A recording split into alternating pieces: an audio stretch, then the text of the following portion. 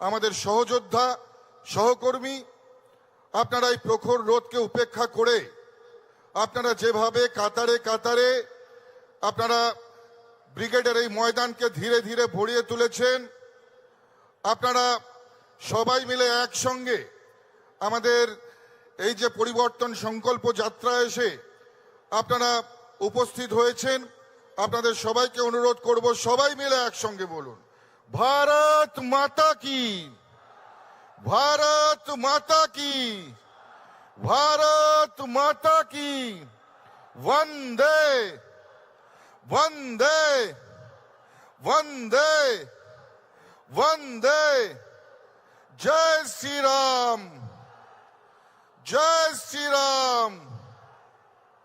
আজকে মঞ্চে উপবিষ্ট হয়েছেন কিছুক্ষণ আগেই আমাদের সম্মানীয় প্রাক্তন রাজ্য সভাপতি এবং ভারত সরকারের শিক্ষা দপ্তরের প্রতিমন্ত্রী সম্মানীয় সুকান্ত মজুমদার মহাশয় মঞ্চে উপবিষ্ট হয়েছেন। আমাদের নবনির্বাচিত রাজ্যসভার সাংসদ সম্মানীয় রাহুল সিনহা মহাশয় থেকে শুরু করে সমস্ত সাংসদগণ যারা মঞ্চে উপবিষ্ট হয়েছেন, বরিষ্ঠ নেতৃত্ব যারা মঞ্চে রয়েছেন, এমএলএ থেকে শুরু করে বিভিন্ন পদাধিকারিক যারা মঞ্চে রয়েছেন, সবাইকে আমার অন্তরের অন্তরস্থল থেকে প্রণাম, ভালোবাসা এবং শ্রদ্ধা জ্ঞাপন করছি। এবং সেই সঙ্গে যারা মঞ্চের সামনে কাতারে কাতারে মানুষ, যারা পশ্চিমবঙ্গের বিভিন্ন প্রান্ত থেকে শুরু করে কুচবিহার থেকে শুরু করে কাকদ্বীপ, উত্তর থেকে শুরু করে দক্ষিণ, পূর্ব থেকে শুরু করে পশ্চিম, আপনারা যেভাবে এই ময়দানে এসে উপস্থিত হয়েছেন এবং পরিবর্তন যাত্রাকে সফল করবার এই সংকল্প নেওয়া, আজকে এই ব্রিগেডের ময়দানে এসে উপস্থিত হয়েছেন, এই সমাবেশকে যারা ঐতিহাসিক সমাবেশে পরিণত করবার জন্য আপনারা হাজার হাজার মাইল, শত শত মাইল দূর থেকেও আপনারা শত বাধাকে উপেক্ষা করে, শত চোখ রাঙানিকে উপেক্ষা করে যারা ময়দানে এসে উপস্থিত হয়েছেন, সেই জনতা জনার্দন দেবতাকে আমি নতজানু হয়ে আমার প্রণাম এবং কুর্নিশ জানাই। আজকে আমরা এমন একটা সময়ের সন্ধিক্ষণে এসে উপস্থিত হয়েছি, যে সময় পশ্চিমবঙ্গ জুড়ে সাধারণ মানুষের মধ্যে একটা পরিবর্তনের ভাবনা। সাধারণ মানুষ চাইছে এই যে সরকার, এই অত্যাচারী ব্যভিচারী সরকার, এই সরকারকে সরিয়ে একটা নতুন সরকার প্রতিষ্ঠা করতে। সবাই চাইছে এই বাংলায় একটা নতুন সূর্যোদয়, একটা নতুন প্রভাতের। এবং সেই স্বপ্ন, সেই আশা নিয়ে আপনারা জানেন সমগ্র পশ্চিমবঙ্গের মানুষের চোখে যে দিন বদলের আশা, সেই আশাকে বাস্তবায়িত করবার জন্য ভারতীয় জনতা পার্টি বিগত 7 দিন ধরে আপনারা জানেন যে পরিবর্তন যাত্রা করেছে। আমরা ধন্যবাদ এবং কৃতজ্ঞতা জানাবো আপনাদের, আমরা ধন্যবাদ এবং কৃতজ্ঞতা জানাবো পশ্চিমবঙ্গের আপামর জনসাধারণকে, যারা পরিবর্তন যাত্রার আমাদের গাড়ি, আমাদের রথ যেখানে পৌঁছেছে, কাতারে কাতারে মানুষ, সাধারণ মানুষ আপনারা এসে যেভাবে দুহাত ভরে আশীর্বাদ এবং যেভাবে আপনারা এই পরিবর্তন যাত্রাকে সমর্থন করেছেন এবং পরিবর্তন যাত্রার এই সংকল্পকে দৃঢ়ভাবে নিয়েছেন, আপনাদেরকে কোটি কোটি প্রণাম জানাই, আপনাদেরকে ধন্যবাদ জানাই। আজকে আপনারা জানেন সারা পশ্চিমবঙ্গ জুড়ে কি চলছে। একদিকে আপনারা জানেন যে তৃণমূল কংগ্রেসের একটা অরাজকতার পরিবেশ তৈরি করে রেখেছে তৃণমূল কংগ্রেসের অ্যান্টি সোশ্যাল এলিমেন্টরা। পাশাপাশি প্রশাসনের এক অংশ তৃণমূল কংগ্রেসের দলদাস হয়ে যেভাবে কাজ করছে, পশ্চিমবঙ্গের শান্তি শৃঙ্খলা সবকিছু নষ্ট করে দিয়েছে। আজকে যখন এসআইআর নিয়ে কথা উঠছে, দেখা যাচ্ছে তৃণমূল কংগ্রেসের যারা নেতা উঠছে, অথচ আমরা বারবার বলেছি, আজ নয়, আজ থেকে বহু বছর আগে থেকে 2014 পর থেকে বারংবার কেন্দ্র সরকারের পক্ষ থেকে রাজ্য সরকারের কাছে অনুরোধ জানানো হয়েছিল। আজকে ভারত বাংলাদেশ যে সীমান্ত, সেই সীমান্তে প্রায় 450 কিলোমিটার এরিয়া এখনো পর্যন্ত আনফেন্সড রয়েছে। আজকে কাদেরকে আহ্বান জানানোর জন্য রাজ্য সরকার এখনো পর্যন্ত সেই জমি অধিগ্রহণ করে কেন্দ্রকে দেয়নি, এই প্রশ্নটা কিন্তু বারবার উঠছে। আজকে বারবার গৃহমন্ত্রী যখন এই পশ্চিমবঙ্গে এসে যখন বারংবার সাংবাদিক সম্মেলন করে প্রকাশ্যে মিডিয়ার সামনে বলেছে, অনুরোধ জানিয়েছে রাজ্য সরকারকে যে আপনারা সেই জমি অধিগ্রহণ করে দিন। আবার যখন আপনারা গ্রামে গঞ্জে যান আপনাদেরকে জমি অধিগ্রহণ করে দিন। আবার যখন আপনারা গ্রামে গঞ্জে যান আপনাদেরকে ভুল বোঝানোর জন্য তৃণমূল কংগ্রেসের নেতারা বলেন বিএসএফ তো আপনাদের হাতে, আপনারা কেন এখনো ফেন্সিং করতে পারেনি। তাদেরকে ভালো করে সংবিধানটা বুঝিয়ে দেবেন যে ল্যান্ড সবসময় স্টেটের ম্যাটার হয়, অর্থাৎ জমি অধিগ্রহণ সবসময় এটা রাজ্য সরকারের দপ্তরের অধীনে থাকে, সেখানে কেন্দ্র কখনো সরাসরি হস্তক্ষেপ করতে পারে না।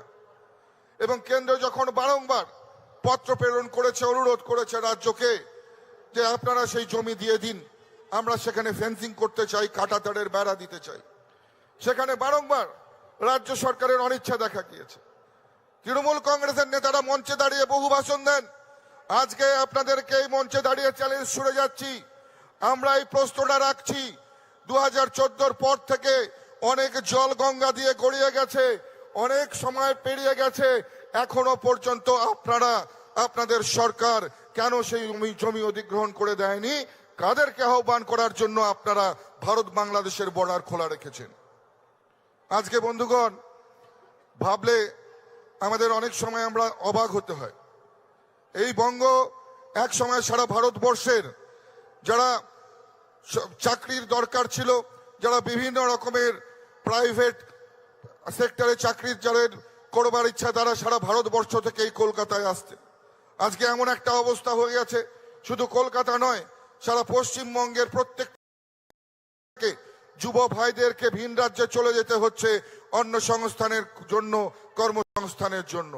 আজকে আমরা দেখেছি কিভাবে চাকরির ক্ষেত্রে প্রহসন হয়েছে, যুবদেরকে কিভাবে বারবার ঠকানো হয়েছে। আমরা উত্তরবঙ্গ থেকে আসি, আমি নিজে উত্তরবঙ্গের রাজবংশী সম্প্রদায় থেকে আসি, উত্তরবঙ্গের সামান্য খেটে খাওয়া একটা পরিবারের থেকে আসি। আমরা জানি যে সাধারণ মানুষের কষ্টটা কি, আমরা দেখেছি সাধারণ মানুষের কষ্টটা কি, খুব কাছ থেকে আমরা দেখেছি। মাননীয় মুখ্যমন্ত্রী বারংবার উত্তরবঙ্গে যান, উত্তরবঙ্গে গিয়ে আপনারা জানেন যে নির্বাচন এলেই উনি একের পর এক প্রতিশ্রুতি দিয়ে যান, প্রতিশ্রুতির ফুলঝুরি। কখনো বলেন উত্তরবঙ্গকে সুইজারল্যান্ড বানাবেন, আবার কখনো বলেন উত্তরবঙ্গে টুরিস্ট সার্কিট তৈরি করে উত্তরবঙ্গকে একটা টুরিস্ট হাবে পরিণত করা হবে। কিন্তু এসব কথা শুধুই মিথ্যে কথা, এসব কথা শুধুই নিছক একেবারে ভোট রাজনীতির কথা। আমরা দেখি ভোট পেরিয়ে গেলেই সমস্ত প্রতিশ্রুতির কথা মমতা বন্দ্যোপাধ্যায় ভুলে যান। শুধু যখন দক্ষিণবঙ্গের প্রচন্ড দাবদাহে, প্রচন্ড গরম হয়ে যায়, তখন মাঝে মাঝে উত্তরবঙ্গের ঠান্ডা শীতল হাওয়া খাওয়ার জন্য মুখ্যমন্ত্রী দার্জিলিং এর পাহাড়ে গিয়ে পৌঁছান। সেখানকার সমস্যা সমাধানের কোনো চেষ্টা করেন না, গোর্খাদের সমস্যা সমাধানের কোনো চেষ্টা তিনি করেন না, রাজবংশীদের সমস্যা সমাধানের তিনি কোনো চেষ্টা করেন না, তিনি সেখানকার আদিবাসীদের কোনো সমস্যা সমাধানের চেষ্টা করেন না। বরঞ্চ রাজবংশ বিভাজিত। আমরা মঞ্চে সম্মানীয় শুভেন্দুদা আমাদের এসে পৌঁছেছেন, আমাদের নেতা মঞ্চে এসে পৌঁছেছেন। সবাই মিলে জোরে হাততালি দিয়ে ওনাকে সংবর্ধিত করুন। শুভেন্দু অধিকারী জিন্দাবাদ, শুভেন্দু অধিকারী জিন্দাবাদ, শুভেন্দু অধিকারী স্বাগতম। আজকে তো আমি আমার বক্তব্যকে দীর্ঘায়িত করব না। যেভাবে আপনারা জানেন যে রাজবংশী সম্প্রদায়কে মমতা বন্দ্যোপাধ্যায় বিভাজিত করবার চেষ্টা করেছেন। আমরা রাজবংশী সম্প্রদায়ের মানুষ, আমাদের ভাষাকে, একই ভাষাকে দুটি ভাষার বোর্ড বানিয়ে দিয়ে রাজবংশীদের যেমন বিভাজিত করবার চেষ্টা করেছে, রাজবংশী ভাষা কামতাপুরী ভাষাকেও বিভাজিত করবার চেষ্টা করেছে। কোন সময় তিনি মনে করেননি এই সম্প্রদায়কে এক করে উত্তরবঙ্গের সমস্ত সমাজের মানুষদেরকে এক করে উত্তরবঙ্গের ডেভেলপমেন্টের প্রয়োজন রয়েছে। তাই বারংবার উত্তরবঙ্গ থেকে আওয়াজ উঠেছে, যে মমতা বন্দ্যোপাধ্যায় উত্তরবঙ্গের সঙ্গে বৈমাত্রিক সুলভ আচরণ করেন এবং আজ উত্তরবঙ্গের আপামর জনসাধারণ, রাজবংশী থেকে শুরু করে, আদিবাসী থেকে শুরু করে, গোর্খা থেকে শুরু করে, নমশূদ্র থেকে শুরু করে, ব্রাহ্মণ থেকে শুরু করে ক্ষত্রিয়, সবাই একজোট হয়েছে। সবাই একজোট হয়ে বলেছে যে আমরা এই অত্যাচারী সরকারকে রাখবো না, আমরা এই অত্যাচারী সরকারের বিদায় চাই, আমরা এই অত্যাচারী সরকারকে বিদায় জানাতে চাই। সেই জন্য আপনারা দেখেছেন গতবার আমরা 52টি সিটের মধ্যে উত্তরবঙ্গ থেকে আমরা 34টি পেয়েছি। এবার আপনাদেরকে এই মঞ্চ থেকে কথা দিয়ে যাচ্ছি, এই 52টির মধ্যে কমপক্ষে 50টি সিট ভারতীয় জনতা পার্টির পক্ষে থাকবে। আজকে এই মঞ্চ থেকে আমি মাননীয় মুখ্যমন্ত্রীকে বলতে চাই যে মাননীয়, আপনি কয়েকদিন আগেই আপনার ধর্ণা মঞ্চ থেকে আপনি ভয় দেখিয়েছেন। আপনি বলেছেন একটা কমিউনিটিকে নাকি আপনি কন্ট্রোল করে রেখেছেন এবং সেই কমিউনিটিকে যদি আপনি ছেড়ে দেন, সেই কমিউনিটি নাকি মারাত্মক একটা পরিস্থিতি তৈরি করবে। আজকে আপনাকে এই মঞ্চ থেকে বলতে চাই, কোন কমিউনিটির কথা আপনি বলতে চেয়েছেন? পশ্চিমবঙ্গের সনাতনী হিন্দুরা তো আপনার কন্ট্রোলে নেই।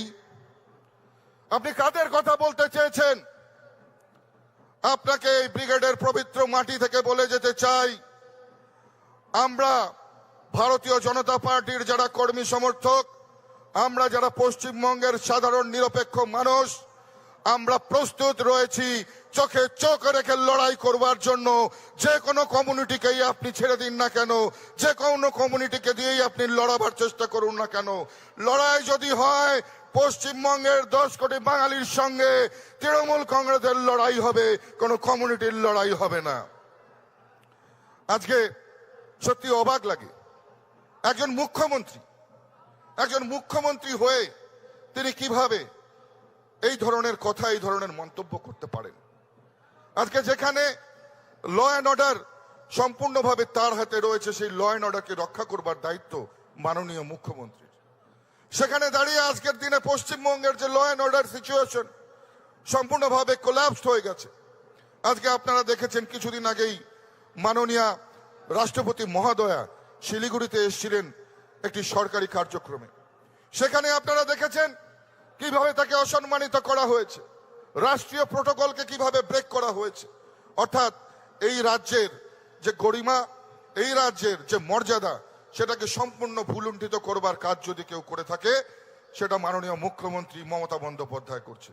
আজকে আপনাদের সবাইকে আহ্বান জানাতে চাই, এই লড়াই আমাদের সনাতনীদের লড়াই, এ লড়াই হিন্দুদের লড়াই, এ লড়াই পশ্চিমবঙ্গের হিন্দুদেরকে হোমল্যান্ড বাঁচানোর লড়াই।